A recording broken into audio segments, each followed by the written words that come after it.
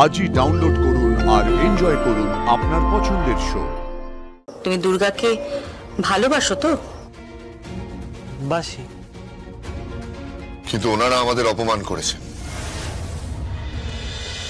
বুঝছো, তুই ওনাকে বোঝা যে আমরা যদি বাইরে থাকি তাহলে সেটা ওনারই সুবিধা হবে। হ্যাঁ, কেসটা ঠিক ঘুরিয়ে দেব, ওনার গায়ে কোনো আঁচ আসতে দেব না। দুর্গার বিয়ের আগেই ওনাকে বের করে নিয়ে আসবো, বেল পাইয়ে দেব।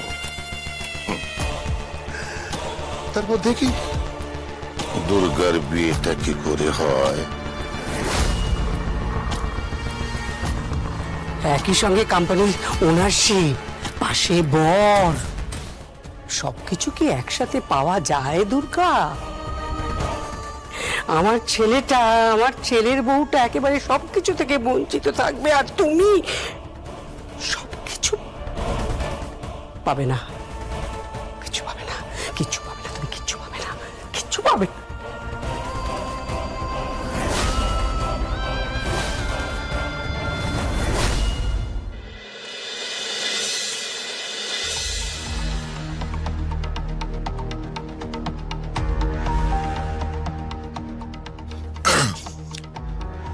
আমি এক প্রকার বাধ্য হয়ে আপনার শরণাপন্ন হয়েছি। আমি কি করব আমি ঠিক বুঝতে পারছি না।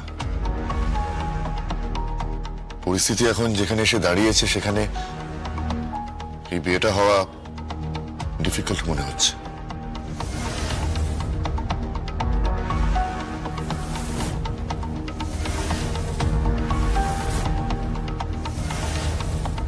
তুই কি বলবি বল।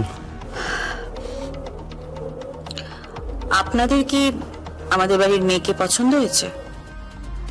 হ্যাঁ, হয়েছে। আর আমাদেরও কিন্তু আপনার ছেলেকে পছন্দ হয়েছে।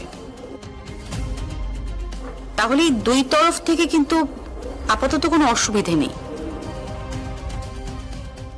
তবে হ্যাঁ, মানে আরেকটু কনফার্ম হওয়ার জন্য আমি স্বয়ম্ভু আর জগদ্ধাত্রীকে জিজ্ঞাসা করছি। তোমরা বলো যে তোমাদের ছেলেকে পছন্দ হয়েছে তো? হ্যাঁ, অবশ্যই, খুবই ভালো ছেলে ঋষভ।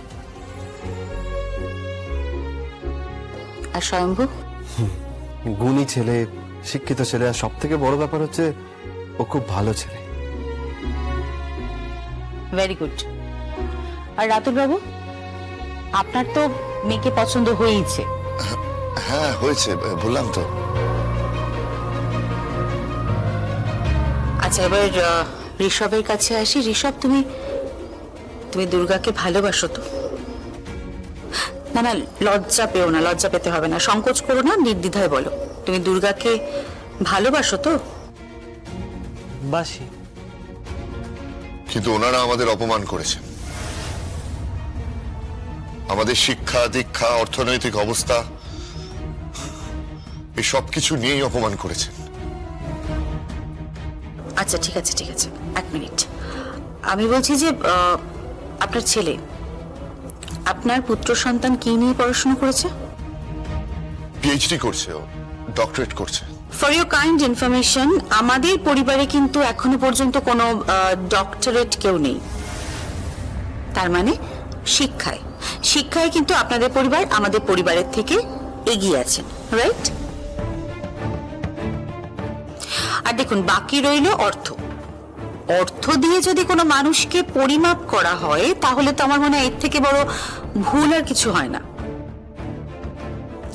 রাতুল বাবু, দেখুন, অর্থ অবশ্যই ব্যাংক ব্যালেন্স বাড়ায়, কিন্তু অর্থ কোনোদিনও মানসিক সমৃদ্ধি বাড়ায় না।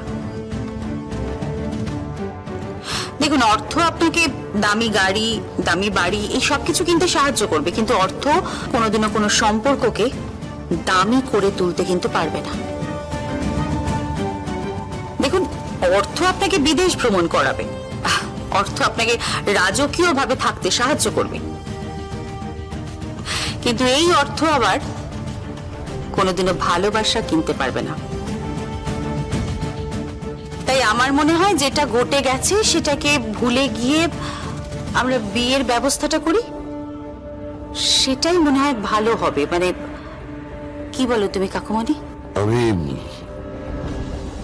বৈদেহীর হয়ে আপনাদের কাছে ক্ষমা চাইছি। এমা ছি, আপনি কেন এই কথা বলছেন? না না, আমি ঠিক বলছি। আমি ক্ষমা চাইছি আপনাদের কাছে। আপনাদের যথেষ্ট অপমান করা হয়েছে। দেখুন, দুর্গা আমার নাতনি, ও আমার সবকিছু। ও আমাকে বড্ড ভালোবাসে। ও ওই পরিবারটাকেও ভালোবাসে, আপনাদের পরিবারকেও ভালোবাসে, ঋষভকেও ভালোবাসে। ওকে ওকে কষ্ট দেবেন না প্লিজ। রাতুল বাবু, আমি কিছু কথা বলতে চাই। হ্যাঁ বলুন। দেখুন না, আপনাদের সমস্যা উৎসব মুখার্জি, বৈদেহী মুখার্জি, চন্দ্রনাথ মুখার্জি এদেরকে নিয়ে। আর এই সমস্যাটা না এই পরিবারে ক্যান্সারের মতন বলতে পারেন। এমন একটা রোগ যেটা সারানোই যাচ্ছে না। তাই এই সম্পর্কগুলো, এই মানুষগুলোকে মাথায় নিয়ে বসে থাকলে আপনারা কিন্তু কনফিউজ হয়ে যাবেন।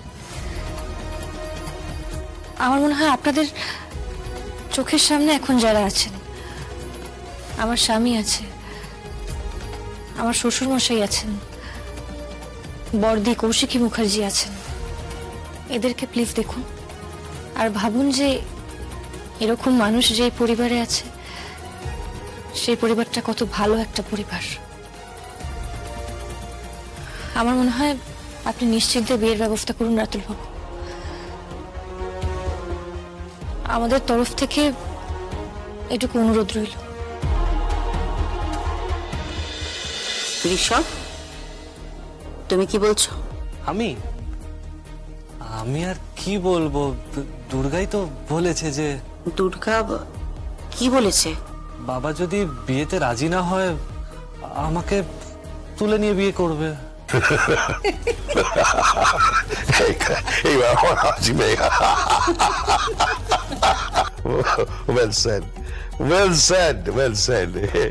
এইটাই দুর্গার মতো কথা। এটা কিন্তু ঠিক না, মানে যাকে ভালোবাসবে তার প্রতি তো সম্পূর্ণ অধিকারটাই দেখাবে, তাই না? আপনি দেখবেন বিয়ের পর আমাদের বাড়ির মেয়ে আপনাদের সবাইকে না কিরকম মাথায় তুলে রাখবে, শুধু দেখবেন। মেয়েটা না আসলে ভালোবাসার কাঙাল, বুঝতে পেরেছেন? ছোটবেলা থেকে ভালোবাসা পায়নি, অনাথ আশ্রমে মানুষ হয়েছে, তো ভালোবাসা খোঁজে সব সময়। খুব ভালো রাখবে আপনাদের সবাইকে, দেখবেন।